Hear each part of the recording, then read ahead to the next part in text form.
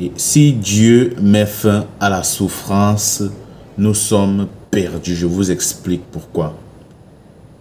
En mars 2020, la pandémie du coronavirus a commencé à frapper. Les gens ont été affectés, d'autres infectés. Certaines personnes ont perdu la vie. Et beaucoup de personnes ont été affectées par ces pertes en vie humaine. Certains ont perdu leur job. Nous étions entrés dans une ère de la souffrance émotionnelle, la souffrance psychologique, la souffrance mentale. C'était un état de psychose générale et sous d'autres cieux, la pandémie sévit encore.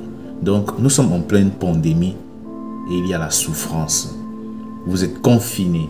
Vous ne pouvez plus rendre visite à vos amis. Vous êtes enfermés. Imaginez un peu ce que ça peut faire si vous n'avez jamais fait cette expérience.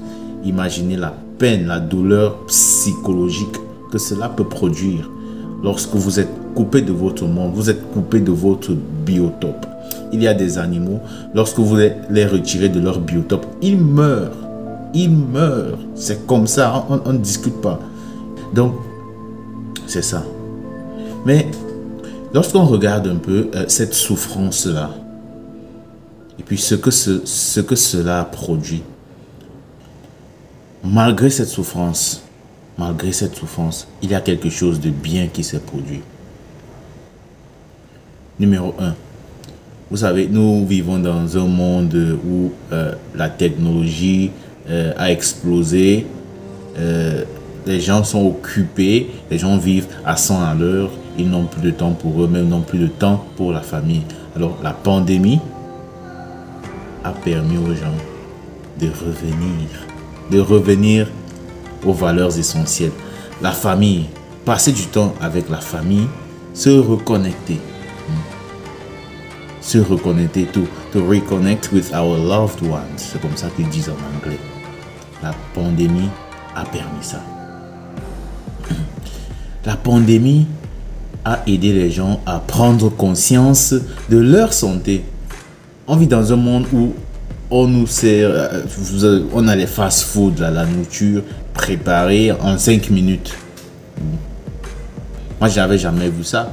Je sais que quand maman préparait, cuisiner à la maison, je devais attendre au moins une heure comme ça, ou 1h30 minutes. Mais en 5 minutes, pour vous, tu as un hamburger tout prêt. Les gens ont pris conscience de leur santé. Les gens ont commencé à faire plus de sport, à manger sainement. Parce que cette psychose a généré vraiment une prise de conscience. Conscience de la santé, la famille. D'autres personnes ont saisi cette opportunité pour se refaire spirituellement, se reconnecter avec eux-mêmes, qui ils sont, se poser les bonnes questions, se reconnecter avec Dieu. Les gens ont pris le temps de se former, de lire. Les gens ont pris le temps de lire.